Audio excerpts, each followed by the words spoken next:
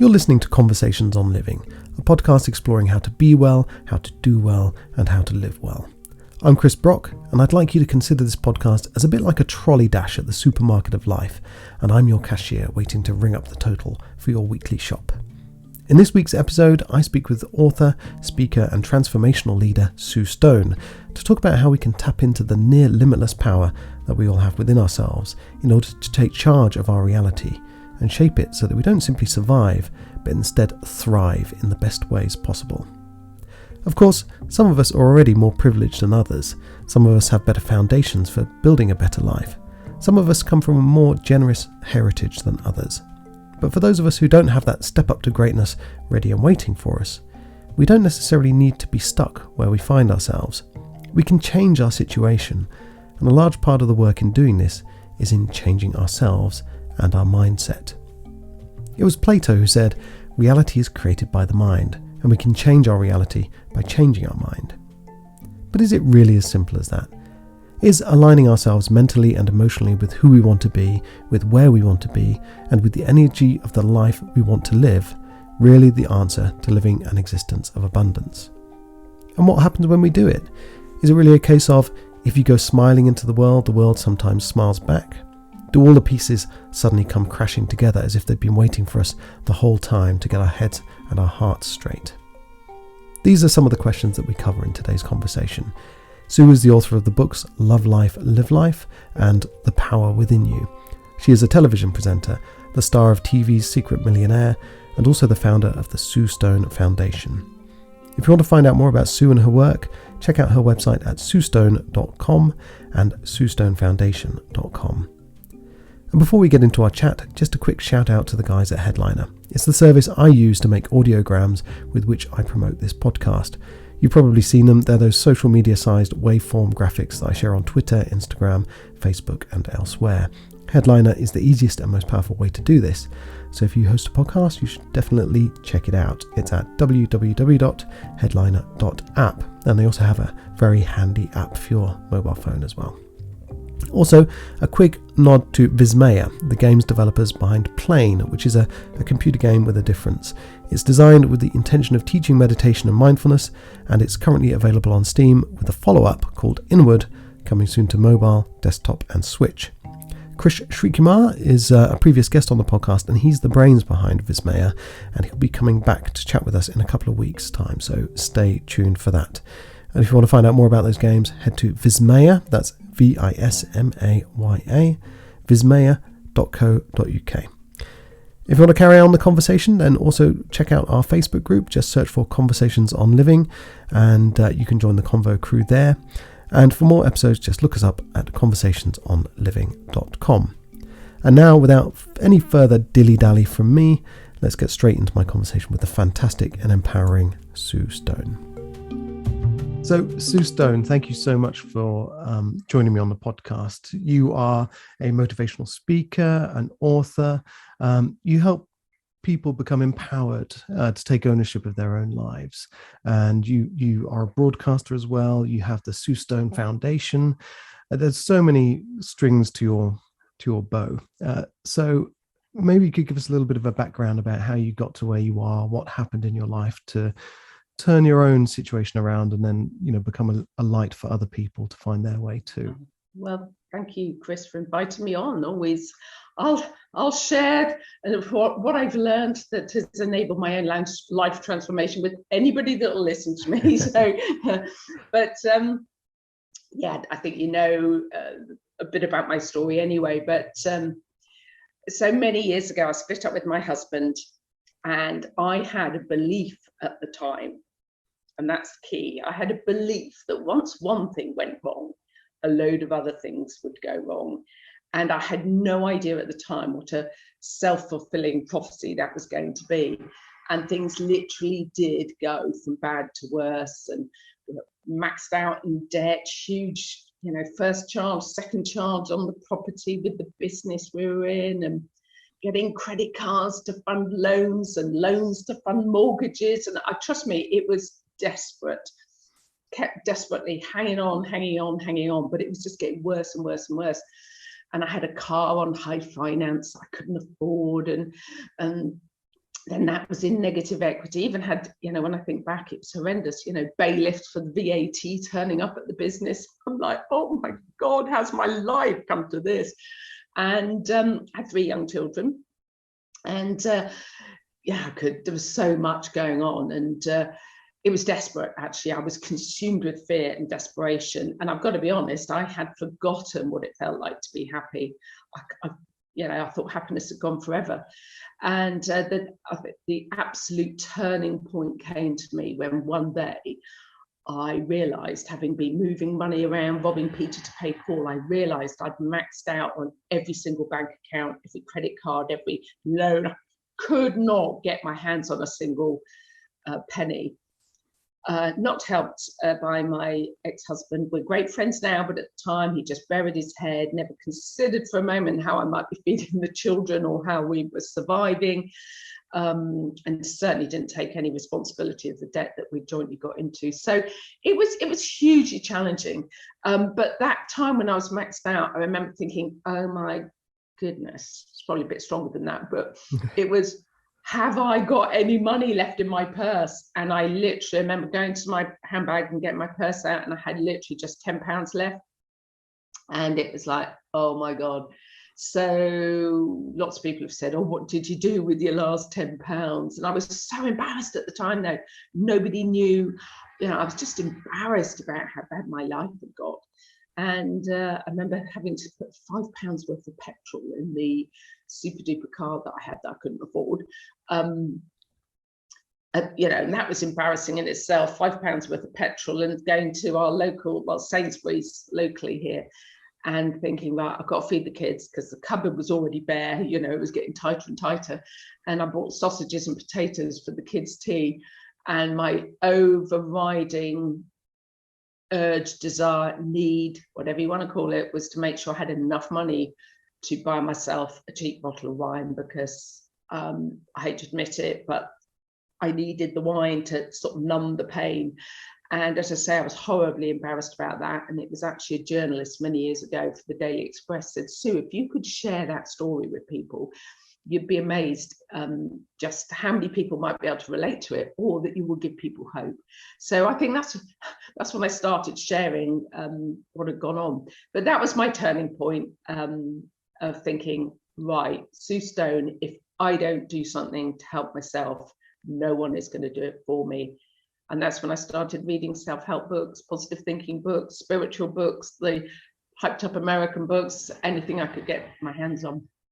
And did that make a big difference in kind of your mindset then, that later led you to take action that was beneficial for turning this around? Oh, absolutely, absolutely. Well, what I remember learning right at the start, long before I knew, and I've done 20 years of self-study and research now in this, so we're talking 20 years ago, this crisis point. And somebody said to me right at the start, remember, your thoughts create your future. Now we know it's the emotion behind the thoughts, is the energy emotion that is the most powerful part, but our thoughts and our emotions are huge, and our beliefs about life and our beliefs about the world. And I suddenly thought, Sue Stone, you're doing this all wrong, because all I was doing was saying, I'm never going to be able to feed the kids. I'm going to be homeless. I'm going to be homeless. I was the expert at doing it all wrong. And I would visualize myself on the streets with the kids. And suddenly it was like, oh my goodness. So that's when the more I learned, it didn't matter which book, whether it's spiritual, whether it was the science behind that backs up the ancient wisdom, or whether it was learning about the conscious, the subconscious mind, the message was always the same, that there is a much bigger picture to life than these everyday challenges. And that by taking responsibility for ourselves and our thoughts and where we're putting our focus, it's been transformational. So I started focusing on where I wanted to get to, not where I didn't, and converting, as I would say, that inner critic, that self-sabotaging voice, to become my inner coach, and acknowledging my negative thoughts and saying, okay, it's okay that I'm having this negative thought, because right now I haven't got a clue how I'm going to pay this bill, but I'm not going to feed that negative thought and turn it into a drama, because the more emotion we give to it, the more we're amplifying our energetic field out into the universe. And I started opening my mind up to the solutions being shown to me. I could go on and on about this, but yes, it's about having a moment by moment awareness. What am I thinking? What am I feeling? And what am I saying? And that can be quite challenging in the beginning, but I made it my mission to work on myself, and that is the key. And just to finish that bit, is I urge people, don't wait till you get as desperate as I got before you wake up and realize just how powerful every single one of us are. Do you think every there's single one of us are? Is that good English? Every single one of us is. Yeah, I think, either way, but well, that's it, isn't it? I mean, we get so attached to our circumstances, if you like. It's very easy to fall into a kind of victim mentality and sort of, I'm working so hard, but life is so unfair. And actually, it's the power that we have inside us to change that. We just need to be able to kind of, like we kind of said prior to starting this conversation, we have to get out of our own way and stop these negative narratives. I think, do you know what, Chris, has been, you're absolutely spot on. But what I've realized, and when I started to change my inner world, my outer world started to reflect. And for some reason, and I have no idea why, but obviously not realizing that I worked on myself for survival to begin with, let alone thinking I'd be talking all around the world, helping people. That was the last thing on my mind. It was about me and my kids surviving. But a lot of people say when things are going wrong, oh, be positive. But when you're in a crisis, you want to not slap them, but you know what I mean. It's like, just be positive. It's like, how can I be? But something drove me to research more. Why is it so important to be positive? And I had this innate need and desire to read and research. As I say, I've never done a course in any of this, but I have studied it to the level of quantum physics that backs up the ancient wisdom, neuroscience, how we can create new neural pathways in our brain. And what I've always tried to do is explain to people simply how and why this stuff works. And when you understand how and why this stuff works, it makes it so obvious as to why we've got to change our thinking, and people become aware of, oh, wow, this is why I'm creating what I'm experiencing, because like you just said, life's so unfair. If you believe life is always a struggle, life will be. But if you believe you'll see the solution, you'll find it. So our beliefs are at the core of what we create and what we manifest. And often these beliefs are being born out of our programming, our conditioning, the way we've been brought up, the way we've been spoken to. If someone said to you years ago, you'll never achieve, you're the dummy of the family, which, trust me, I've heard lots of people being told that. Some people might just believe and think, well, I'm thick, I can't do anything, when they're actually not.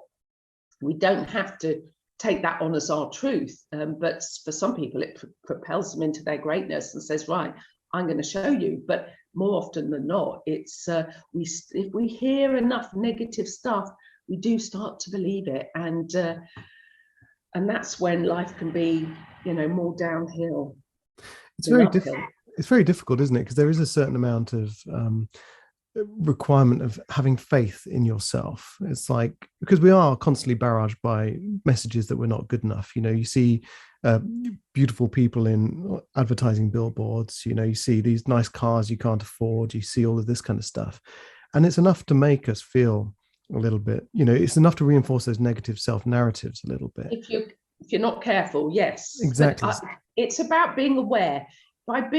Trust me, in my former life, it was so different in how I saw life and what I call my latter life. It was very much a former life. That I had, if someone had said to me, you've got to live consciously, I wouldn't even know what that meant. I mean, doesn't that sound daft? But, it's about being aware of, what am I creating? What am I thinking about? What beliefs have I got that are holding me back in life? And we can start to say, do you know what? Is that belief really true? We don't need to judge our previous or our future results on our previous experiences. And actually, anything is possible.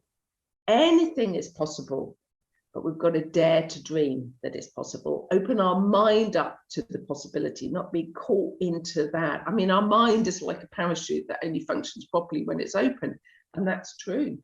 So it's about, opening yourself up to think, wow, maybe, just maybe, it's lots of little steps. And with me, I had no faith, no trust at all. Some people are born, aren't they, with an innate faith in God or just faith in themselves. But I didn't have any of that. And two of the first affirmations that you would have read in, as you said, in Love Life, Live Life, my first book, was, I believe in miracles. Miracles happen to me. And I trust in the power and the magic of the universe. Because at the time I didn't. So the more we repeat this stuff to ourselves, a thought and a statement that goes over and over in our mind eventually gets accepted as a belief in our conscious and subconscious. And that's when life starts to shift. So it's well worth putting in the work, shall we say. Not seeing it as hard work. If we believe it's going to be hard to change our thinking, it will be. But loads of people say to me, "Oh, Sue, you make it easy." I said, well, actually, it can be. But if you want to be good at anything, we have to practice and train, don't we? And it's the same with our minds. Is it a situation where, we're surrounded by opportunities, but we're also surrounded by obstacles, and it's about where we're putting our focus, and it's about kind of just becoming aware that it's, our focus is right now focusing on the negative things we can't deal with, the obstacles, all our weaknesses, for example. But we're trying to shift that focus onto our strengths or the opportunities in front of us. So actually the world isn't changing. All of these things are there anyway, but we're just kind of tuning into a different vision of the world, if you like. Absolutely. And do you know what's pinged into my mind? I often say to people, remember, we have the reticular activating system in our brain, which I don't know if you know of, but it's like having our own Google alert mechanism. And, if we keyed into Google, we'll know this. We've all got, like I say, our own Google alert mechanism. So if we keyed into Google, it's a brilliant analogy, this, or I think it is, I believe it is. If you keyed into Google problems, failure, poverty, and then search, in a nanosecond, Google brings to you millions of bits of information related to all those negative things: problems, poverty, failure, whatever I said. But if we keyed into Google solutions, new opportunities, happiness, my perfect partner, or money-making opportunities, Google brings us everything related to that. In a nanosecond, millions of bits of information. And it's the same with our brain, what it's filtering out. And if I said to people, look around the room and count how many things you can see that are red. So everyone goes around the room, counts how many things they can see that are red. And then I say, right, shut your eyes and tell me, how many things did you see that were green? And everyone goes, well, I saw 12 red things, but I didn't really notice the green. And that's what's happening. If our focus is always on the obstacles, what isn't working, the stop signs, the closed doors, that's all our brain filters out. That's all the universe will give us for the universal law. So the green are all out there. So it's about deliberately focusing on the green, the new opportunities, the seeds of hope. And I'm just really backing up a great analogy that we've all got that amazing facility. And by simply shifting into our focus into the things we've got to be grateful for in our life, and not the things that we feel are lacking, being in more prosperity consciousness than an abundance consciousness, rather than lack consciousness and poverty consciousness. And just, that's what I had to do. I had to get back to basics, just shift thinking, being grateful for the air I was breathing, being grateful for the fact I had 3 kids that I loved, and stop worrying about what was really going on out there. But oh my goodness, what a difference it makes. It really does work, this stuff. There's like I say, the science of quantum physics backs all this up as well. So a feeling of gratitude is going to be much better. Yeah, I mean, create a much better life for you than a feeling of struggle and fear and poverty. And we've done I've done a whole podcast on the kind of power of gratitude, and it certainly is, in terms of reprogramming yourself, gratitude is a great way to kind of open yourself up to all the things you've got going on for you and all the things that are going well in your life. And what you were saying there reminds me of a quote by Anais Nin, who's a kind of French writer from the 1900s, and I bring this one up quite a lot on the podcast, but she said, we don't see the world as it is, we see the world as we are. So everything is through this kind of filter of our own experiences, or our own mindset, if you like. Our own lens, yeah. Yeah, exactly. So for you, what was the first thing that started to shift and made you think, hang on a minute, there's something here, I've got something going here? When did it start to fall into place? Well, lots of people say, well, okay, that £10 man, what did you do the following day? And of course, the following day I had a cry. I woke up and thought, oh, can't believe my life's come to this. And I had to take some very practical steps in the moment, because that's always important. You know, what can I do to help myself? You're not going to just sit on a couch visualizing. And obviously at that point in time, I certainly, hadn't started the reading, but I took some very practical steps. I came clean to a few people. Friends started giving me a bit of money. I told my mum, didn't want to worry her, she had MS, and my father had already passed away, so maybe he would have bailed me out a bit, but obviously it wasn't meant to be. So I just said to Mum, I'm really tight, can you lend me a bit of money? And she gave me £100, which at the time, trust me, felt like a fortune. I also had to do practical things like get rid of my expensive car. A friend put it on a forecourt, and do you know what? It was a very humbling experience, this, because my sister gave me £200 and another friend found me a car for £200. And I had no idea that you could even buy a car that worked for £200.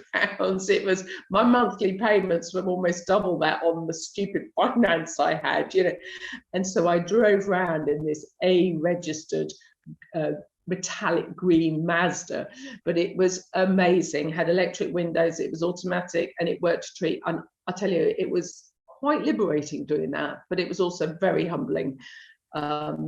So I had to take those practical steps. But then suddenly I realized that actually I started to realize you focus on where you want to get to, but you don't worry about how. The minute you start worrying about how, and you start to micromanage it with your brain rather than trusting in the power and the magic of the universe, suddenly lots of little things, suddenly like, wow, different people were coming into my life, different experiences. And it was just a steady process of building up my trust and faith. And then you can not get addicted to feeling good, but it's, you do start to realize, oh my goodness, there's a power in this stuff. But the more I read, the more I researched, the more I listened to different people, and it just reaffirmed it and reaffirmed it and reaffirmed it. And then a year after, so I had to put my house on the market before the bank took control. I had to be a litigant in person. I had to stop with the mortgage company. I had to represent myself to stop them repossessing my home. It was terrifying. And I had to find a lot of courage, but also I had problems with the second charge with a bank. And so I thought, they're going to take control, and then I've completely lost control. So I put my home on the market, which made me sob for a day, thinking, I can't believe my life's got to this. Anyway, but within a year, rather than thinking I was going to be homeless or live in a council house or whatever, and I'm not, not knocking that, I'm just saying I've been grateful for anything, I started to think, hang on a minute, visualize big, think big. So I started going and looking around houses that I didn't think I could afford and all this sort of stuff. I'm just sharing this because this is so true. And within a year, and then where I live now, I remember bumping into an estate agent in Ferndown that I knew, and he said, oh, Sue, I see your house is on the market. And he didn't know why. And he said, oh, this house down here has been reduced. They've got bridging lane. And I said, oh, I love down that lane.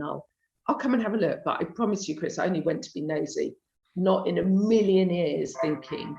And what happened is I walked into this house and just looked out. It's got a few acres here. And something in me went, Sue Stone, you got to have this house. I don't know what it was. People thought I'd lost the plot when I said, okay. But what was amazing is I had no idea how I was going to do it. Bearing in mind, I'd got the most horrific credit rating as well, because behind on everything. And that was my vision. I held it and I thought, I wouldn't let failure be an option. I just visualized the success. I had no idea how I was going to do it. But oh my goodness me, everything fell into place. And it's like a miracle. And one of my favorite phrases as well is that I share with lots of people is, I create seemingly impossible miracles in my life. Because when you say seemingly impossible, that bypasses the conscious and the subconscious mind and any blocks we may have. And yes, I did buy this house by the seat of my pants, but I just knew at some level I had to. And yes, I definitely had a few human moments, but about, oh my God, you know, how the bank agreed to sort of carry forward the second charge and said, oh, we'll give you a year. And I used to think, I'm never going to be able to do it. I stop. Of course I can do it. The solution is presenting itself. So I've had to do this and it's been amazing. So that was only within a year of thinking I was going to be homeless or on the streets to actually, you know, putting into practice what I was learning. And that, sorry, Chris, trouble is, you asked me these questions, I'm off. Sorry, everyone, anyone listening to this part. What I found over the years, because in 2005, so many friends said to me, you help me see life in a better way, you should be doing this stuff, Sue. And I remember thinking, wow, if I could help other people find happiness in the pieces I've done, wouldn't that be amazing? So I literally bought the domain name suestone.com, didn't know what I was going to do and thought, what do I do next? But what I've realized, I mean, obviously over the time it's unfolded into this huge thing now with worldwide with my Sue Stone Foundation. But what I've realized is lots of people, they go on the courses, they read all the books, they know what to do, but they don't do what they know. The key is we need to apply it into our life on a consistent basis. And that's why people don't get the results. They don't apply it consistently, or they do their morning routine and visualizing, meditation, maybe some real positive affirmations, and have their hour of power or half an hour. They walk out in nature and that's it. Set a good intention for the day, but the rest of the day, they get caught up in their old way of thinking. They think they've done their positive bit for the day, and then they get caught up in the old way of thinking, I hate my job, I hate my life, life's a struggle. And what people don't realize is the way we feel in every moment is what we are creating for our future, in every moment. And it's the way we feel. In every moment, we're radiating energy and drawing to ourselves things that on that resonance, that vibration. And the indicator of the vibration you're on is the way you're feeling. And obviously it's our thoughts and feelings going together. So yeah, it's been an interesting journey of observing it and but also seeing how my simple techniques of how to change your thinking has helped so many more people. That's been hugely exciting. So I love to share. All I do is share what's enabled my own life transformation. So, and some, you know, and the science that backs it up. So, I mean, it's there is, you talk about those kind of routines that we have, and everyone talks about their kind of their daily practice, their journaling, and all of this gratitude practices and that kind of thing. But when you have to then go to a job that maybe you don't enjoy the job so much, how do you keep that kind of energy up? How do you keep yourself feeling in that same space that will kind of open you up to these opportunities or to a kind of better way of being? Right, really good question, because if you're in a job that you hate, you're never going to manifest or draw into your experience a job that you love.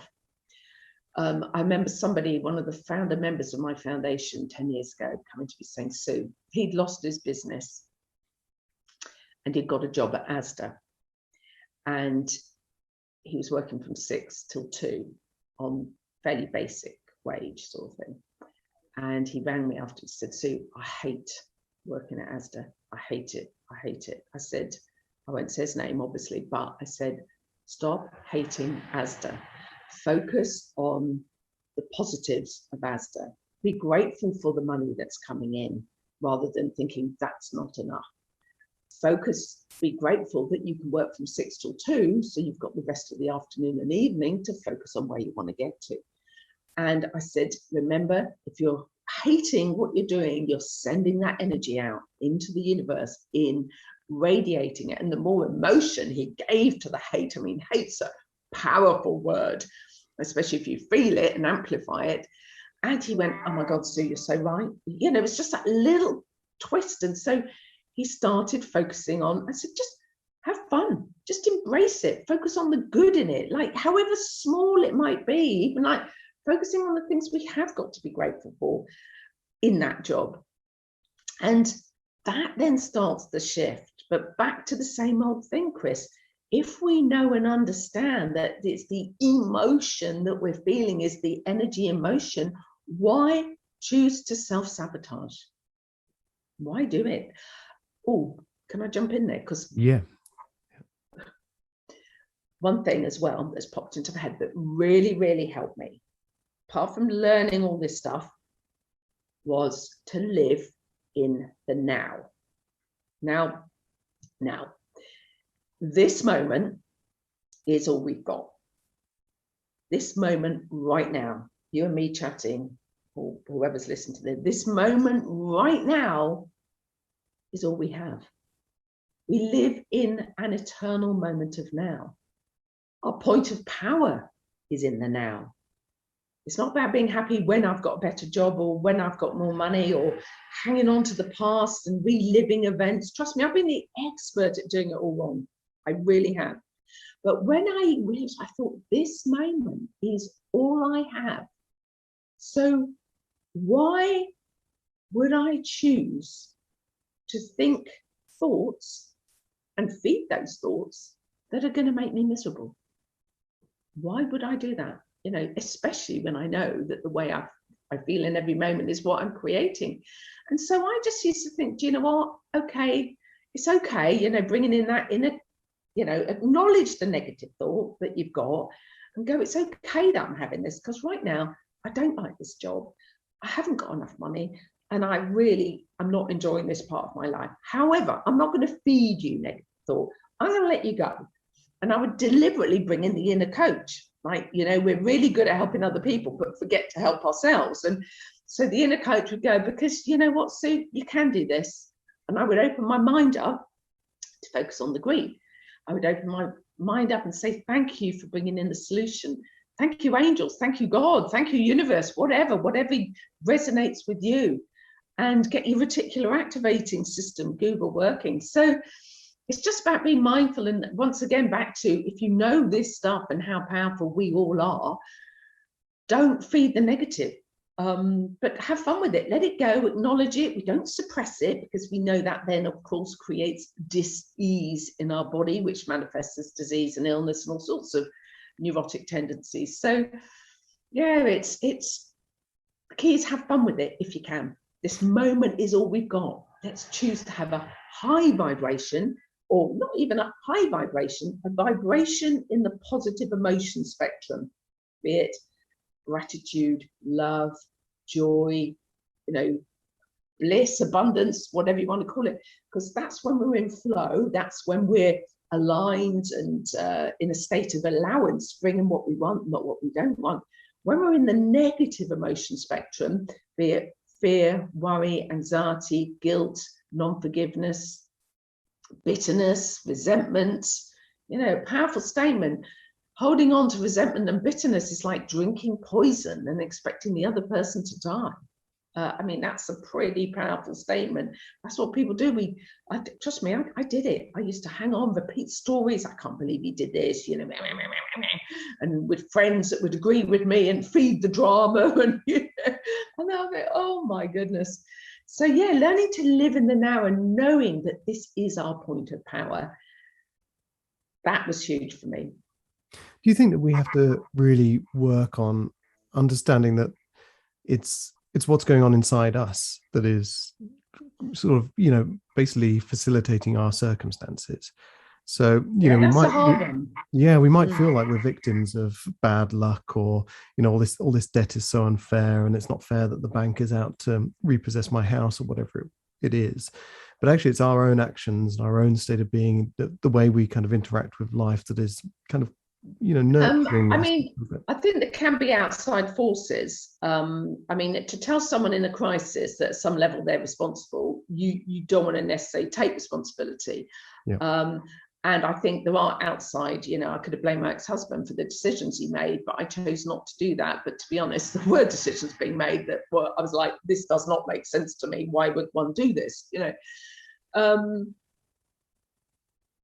But what I feel, and what I believe and know to be true, is that, just to sort of take it back to a deeper level, is that I believe we do choose, our soul chooses, I don't know whether this resonates with you, our learnings and our lessons in life.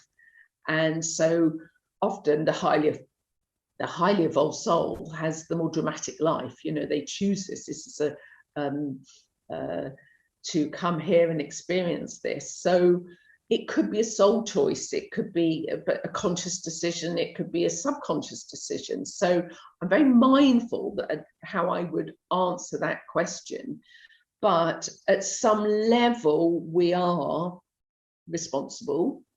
We make choices, even maybe my choice to marry the man I did was a part of my path and my learning, and how our choices could frame up. Well, we worked together actually at the beginning. My choice to work with him, we then actually fell in love and ended up getting married, but I had two other opportunities, but I chose that. So it is a tricky one, but I think when we start to, whatever's going on in anyone's life right now, anything is possible. And it's like going, okay, you are where you are. It is as it is in my life right now. The more we resist what is, the more we get worked up about what is. Unfortunately, all it's doing is disempowering ourselves and think, okay, what can I do to shift myself from consciousness in my energy field and make different choices? As they say, the definition of insanity is behaving in the same way and expecting different results. And if you carry on doing what you've always done, you get more of what you've already got. There's so many little phrases, aren't there? So yes, if people have got things in their life that they don't like what's going on, it's okay, what belief have I got? What is in me is creating or allowing this situation to unfold? I mean, does that sort of answer your question? It really does. And it's kind of, that I think fear crops up in there a lot. Fear is often quite a paralyzing force. We worry about what people are going to think. We worry about what could go wrong. And that can stop us from actually taking the action we need to do to, exactly, even going to speak to someone, going to have a conversation, going to actually look at, open those letters from the bank. That can be quite a frightening thing. But actually, but this is it. And then when you do it, you become empowered, even if opening that letter from the bank has given you a little bit more information that you can use to deal with your situation. If you're in debt, but you're hiding from that, for example, the first thing you need to do is face that. Spot on, Chris. I agree. The fear of failure, the fear of the unknown, the fear of change is huge. That's when I learned different tools. I would say I'm big into self-help tools. For me, when I was desperate and all that, I learned about EFT, emotional freedom technique, and the tapping. I don't know if you know about that, which when I first did it, I thought, Sue Stone, what are you doing now? Where you tap on, it's acupuncture without the needles, and you tap on the meridian points. And oh my goodness, and I was doing this and thinking, oh, this is a load of rubbish, but I can't tell you how powerful it is. And what they also know is now with MRI and CAT scans that the tapping actually sends a calming signal to the amygdala, which is the stress fight or flight mechanism in our brain. So remembering to use these tools when we're in that state of fear, or to help calm us, to empower us, is huge. So life will throw us challenges, or can throw us challenges, but it's learning to not go into that automatic reaction of is learning to respond differently. Use, what tools do I know that I can do now? Breath work is good. All sorts of things. Ho'oponopono. I've got all the random things that I've learned over the years but they really do help. And there's so many amazing modalities out there that people share. So it is, when you're in that state of fear, is remembering, don't feed it. Just think, okay, and positive self-talk. I used to go, okay, Sue Stone, I can do this. You know, when I had to be that litigant in person, it's representing myself at court. I was almost fainting as I was in the waiting room, thinking, I cannot believe I'm having to do this. But I used to say, come on, I can do this, I can do this. And I focused on a positive outcome, and, you know, sent love to the judge, and, you know, doing all this sort of stuff. And yes, I've gone through and learned an awful lot along the way, but you do have to find courage within you, and not just bury your head. And yeah, absolutely. I mean, I one of the previous episodes we just broadcast is with a ultra runner. So he goes out and he runs these ridiculous marathons. You know, he'll do 7 marathons in 7 days across the Sahara Desert. Amazing. I know, and quite beyond what I would consider to be a normal level of exercise. But they will write mantras on, you know, they have these food packs that they eat along the way, and they will write a little post-it or something like that with something just saying that you're a winner, you can do it. And then they repeat that over and over again. And, you know, these kind of things are proven to help people and to just, you know, snap people out of that kind of fog of negativity and just say, yes. I mean, you're right. Sports psychologists, I mean, teaching this stuff for years. Visualize yourself. If you can't see yourself winning on the track, don't even bother to set foot on the track. So even banks do talk about their business planning, don't they? Visualize your business 5 years from now, 3 years from now, 1 year from now. It's all out there, but people forget to do it in their lives. Visualize a life that you love, not a life that you don't love. It really is just shifting. Sometimes see people have so much good in their lives, but they get all consumed with that one area that, you know, isn't going right, and that takes all their attention and their energy. And of course, then that's when it becomes a slippery slope. Sorry, I've got a really itchy nose going on here. What's that a sign of? I think something amazing. You got to get money. Is that what it is when you get an itchy nose? Is that... I'm open to all the ways money can show up in my life. So, and that was one of my things as well. Money comes to me from expected and unexpected sources, and I am open to all the ways money can show up in my life. You know, often we do think on the money front, it's, you know, we think that's where it's going to come from, but there's one source, but many channels, and but we need to open our minds up to receive graciously. So maybe that's it. Sorry, that's why I'm trying to sort of, itchy little nose. Anyway, sorry. So yeah, I mean, do you think we need to kind of, you talk about visualizing ourselves in a different life or a better life or in a different circumstances. Do you think we need to visualize a different version of ourselves and then start to act like that? There's a famous quote by Leonard Cohen. He says, act the way you want to be, and pretty soon you'll be the way you act. Do we need to go into life like that? Yeah. Well, if you see somebody adopt their physiology, for example, or whatever. I learned that from Paul McKenna years and years ago when he was first going on TV.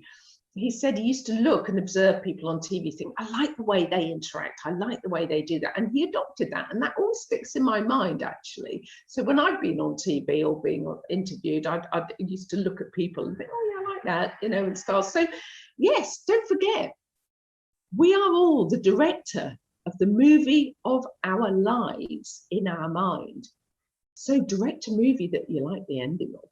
You know, it's so a lovely way of doing this. Who did I hear say this? Somebody, because sometimes I forget where I've learned stuff, or just some of it's just, you know, you pick up bits, don't you, along the way. But when I say teach, I don't really like that word, but share with people when they come to my events or stuff. I say, look, you know, let's set your life mission statement. How do you want to feel? dare to dream how you'd ultimately like to feel. And that's why the new job, for example, if you focus on hating a job, focus on loving your job, feeling passionate about it, fulfilled, excited, all these key power words. When we start to focus on that and affirm to ourselves that, and we're drip feeding our subconscious with those beautiful, powerful, positive words, that's when we start to draw to ourselves things to achieve that. And a great way of doing it, which is going back really to what you've just said, is imagine that you're an actress, that in 2 weeks' time, you have an audition for a role of somebody super happy, confident, successful, thriving in life. So you've got to adopt their physiology, you've got to adopt their self-talk, because, you know, this isn't just a quickie. You know, you've got half an hour or an hour of acting that role. Practice it, practice it, practice it, practice it in the 2 weeks leading up, which you would. One would do it, you'd practice your words, you'd practice what you've got to say. And before you know it, you've absorbed that. And that is what outplays in our life. And the great thing is with this stuff, Chris, it doesn't take that long. If we put the work in and just treat it as 2 weeks' time or a week's time, I've got this interview or audition or whatever, the more we do it, we now know we can create these new neural pathways in our brain within somewhere from 2 weeks to 6 weeks. And by the time, if we keep it up, by 6 months, we are hardwired that way.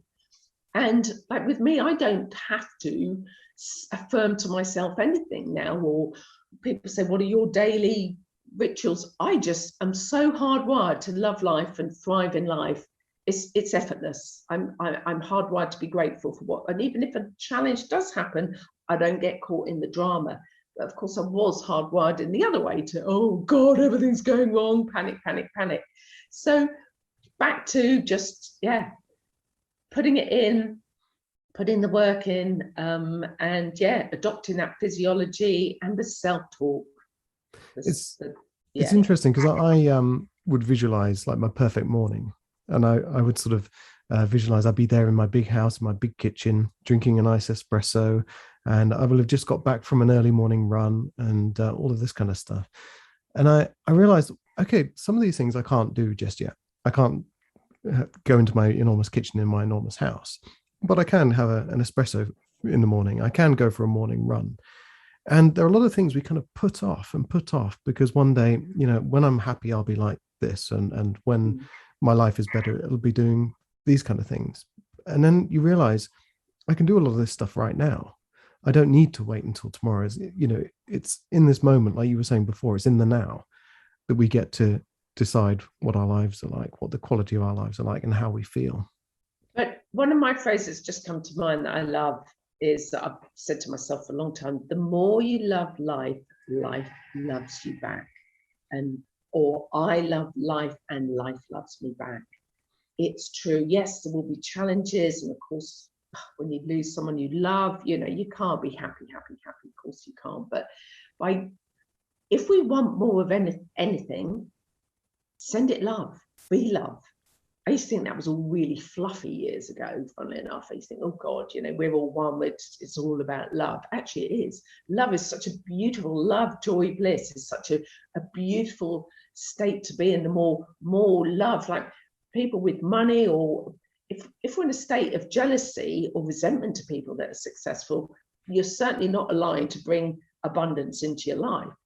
But learning to love money, I don't know why I'm mentioning money now, because it's not, money doesn't necessarily bring happiness. But if you're in a state of loving your life or being grateful, and you know, some people have a belief that, you know, money is evil and rotten, but actually the more money we have, the more money we can make a difference in the world. It's that simple thing. The more money we can, you know, help other people. So just, yeah, that state of loving life in the now.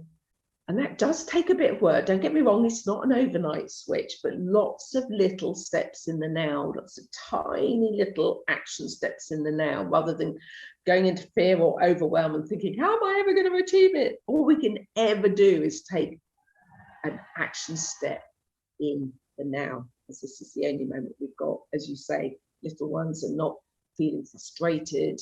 For frustrated, of course, that's sending out an energy of frustration, which of course is going to block our good. So just this is the only moment we've got. Let's choose to be happy and focus on the solution, not what we don't want. So or attracting in with people even with ill health. I say focus on being healed. You can't love the now if you're feeling really rough, but just trust that you're sending yourself love and healing, and you focus on being healed, and then you draw in the right modality to help you. They've done studies with gratitude that patients who practice gratitude on a regular basis actually healed from surgery much faster than those who didn't. And it's just amazing the connection between the kind of mind, body, spirit. I've had conversations on this podcast with a woman called Donna Lancaster and some of her colleagues about how a lot of our physical ailments are very much stress related and very much related to our kind of emotional state. Dis-ease, as I was talking about earlier, manifests as disease. I totally agree. Absolutely. And exercise is a great way to, kind of cleanse yourself emotionally and physically. You're kind of flushing out stress and tension and all of that kind of negativity. Oh, getting out in nature. I remember years and years ago feeling myself going into overwhelm. I was at this house, but had quite a lot on. I was still a bit of work in progress. Well, we're all work in progress, really, aren't we? And I suddenly felt I've got so much on this week, I had so much to achieve with different talks I was doing and this and this and this and this. And it was like, whoa, whoa, whoa. And I went Sue Stone, I could sense it. I didn't like the feeling. I was aware of it. And I thought, even though I didn't think I had time, at some level I knew I had to get out. And so I walked down our lane out in nature, literally just for half an hour.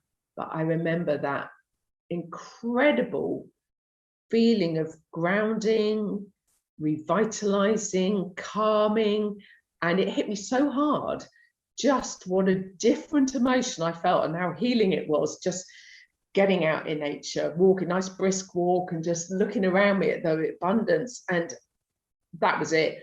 I thought, I am never going to miss out on going out in nature. And that's when my inspirations come from as well, being out in nature, different ideas of what to do and things. So yeah, I completely agree. Do you think being out in nature, having that exercise? Do you think in that moment when you said I didn't have time to do it, but I did it anyway? Do you think there's an element of kind of sometimes life can own us, and sometimes we own life. We take ownership of it. And when times are hard, and when someone's on your case about a deadline, or you need to be somewhere for someone else, it feels like you don't really have much say in that. But when you took that half an hour, you were kind of saying, hang on a minute, I'm taking some power back for myself. And when we make decisions to go out into nature, we're taking that time for ourselves, which is crucial. And you become more productive. That's a great analogy as well. And I mean, I know loads of highly successful multi-millionaires, billionaires who advocate meditation. And I love the analogy of the sports car. And because obviously if we're constantly rushing around, we're in beta brainwave state. But if we can be more relaxed out in nature and get into the alpha brainwave or the theta brainwave state, that is when the door is open to the subconscious mind. And I don't know if you've heard the analogy of the super duper sports car. And if you imagine putting it into first gear, we're manual here, you put it, none of us would do this, put it into first gear and have your foot flat to the floor all day, would you? You just wouldn't do it, because we know in no time at all that engine would burn out. But when we put it into second gear, of course, the engine quietens down, but the wheels gain momentum. And then into third gear, once again, the engine quietens down, but it's gaining speed. And it's the great analogy in life, actually, is about the more we can be in that alpha brainwave state, find that time for ourselves, we gain momentum in life. And it's so true. That's when we can have our vision, but the inspired action rather than the forced action. And it's about learning to work smart, not hard. And by being smart, I mean intuitively smart things. There's all these things. So yeah, totally. By finding that time, you are taking your power back, and you will be more productive. And of course, the more we're in beta brainwave state, I used to rush everywhere, think, oh, I've got so much to do, I'm so busy. And then suddenly I realized that actually you get stressed out. That when you get stressed out, your immune system shuts down, and you literally can't see the wood for the trees. And so it's a win-win at every single level. Isn't it amazing? I mean, you talk about, the only time when we can do anything and create our, become the director of our movie is in the now, where we are right now, and becoming aware of, who we are. Take action now. Take action now. But we spend so much time worrying about the future, or rushing around, or stressing about the past, and not actually being aware of where we are. And then, like you say, you burned out. You don't know what you've done with your day, but you've just been rushing around like a maniac all day long. And you're just not happy, and you're miserable, and you're stressed, and you become ill, and it is a downhill spiral. I mean, back to, what are my goals? My goals are to thrive in the now. Whatever I'm doing in that moment, I do, whether it's out in nature, poo picking. I love my poo picking in my wellies and for my horses, and I get all my lovely ideas. Or whether I'm giving a talk, or with you being interviewed, this is the only moment I've got. And the more we can thrive in the now, in that energy of thriving with what is, that's when life comes to us quite effortlessly, rather than us having to chase life. And things are coming. When lots of people talk about the law of attraction, but it's actually ancient wisdom that's been around since the beginning of time, that in recent times has been labeled as the law of attraction. A lot I hear people teaching, to make the law of attraction work, you've got to think positively. Well, no, the law of attraction, the law of resonance, ancient wisdom, is operational 24/7. And so it's not just about being positive. If we're in a negative space, or a fearful space, or a desperate space, unfortunately we are drawing to ourselves more things quite effortlessly on that vibration. So once again, it's just being mindful, knowing how powerful this stuff is. And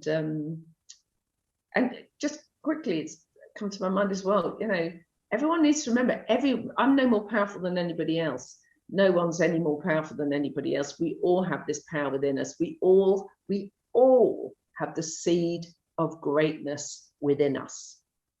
Just like the oak tree rather, is already in the acorn. Yeah, absolutely. And the acorn doesn't have to be worthy of becoming an oak tree with the right nourishing, the right nurturing, the laws of nature, the rain, the sun, as the Christians would say, the power of prayer, positive prayer, what we sow we reap, whatever way we want to look at this. And in time, that acorn gradually emerges into its greatness, into the oak tree. And we all have that. But it's realizing that it's what's in our consciousness, what's in our vortex, our energy field is what we're creating. And very simply, what's in our consciousness is made up of our thoughts, our intentions, our feelings, and our beliefs about ourselves and our beliefs about life. So that's what we're aligning with and drawing, because everybody is always right. The negative thinkers are right because they go, I knew it wouldn't work. And the positive thinkers are always right because they go, I knew I'd find the solution, and they do. So, we can all shift, we can all change, but we've got to want to, as I keep saying, put the work in. I think that's a wonderful place to finish. So thank you so much for that. And if people need to find you and find out more about your books and your work and the Sue Stone Foundation, is the best place to go suestone.com? Oh, yeah. suestone.com is my website with my books. My latest book, The Power Within You Now, is in all formats on my website. I even did the Audible version, which was quite fun, reading out my own book. So we've got the Audible as well as the paperback and all the rest of it. So, my Sue Stone Foundation, I set up 10 years ago when people kept saying, how can I be part of what you do? And so They do a 2-day training where people can join the foundation and then be what we call an accredited coach or part of our amazing like-minded team. And that's when, we've got a great team of people, each sharing, actually turning their often very challenging life experience into helping other people. And it's just about collaborating with people, cooperating, and we all work together on our mission to make a difference in the world. So yeah, I've got suestonefoundation.com as well. Fantastic. Cool. Well, thank you so much for that. I will put those links in the show notes that go along with the podcast, so anyone can click on those and find out more. Oh, well, thank you so much for Chris for inviting me. No problem. Well, thank you. So there you go. That was the amazing and empowering Sue Stone, challenging us to find out just what we're capable of if we can get our heads and our hearts into the right space. As I mentioned, you can find out about Sue at suestone.com, and of course there's her foundation at suestonefoundation.com. All of these notes will of course be in the show notes. Next week I'll be speaking with the founder of Hadley Impact, that's Lindsay Hadley. She regularly works with heavyweights from global organisations to create projects with massive social impact. And that's going to be a great conversation about how we can overcome those inner roadblocks that stand between us and making things happen, how we can empower ourselves to do good things that reward not just us, but the wider world as well. And that's actually quite a deep and broad-reaching conversation, so I would definitely tune into that one if you can. Which reminds me, don't forget to rate, review and subscribe so you don't miss an episode, and you can also spread the love that way. Tell all your friends about it, of course. Get them to tell their friends. Write a letter to someone you haven't seen in a long time and tell them to listen too. You can also find out more information about other episodes at conversationsonliving.com, where you'll also find out about me, my writing, my books, and lots of other fun things as well. And don't forget to join the Facebook group, where you can join the Convo crew and talk about any of the topics that we've covered in this episode. And until next week, have a lovely day.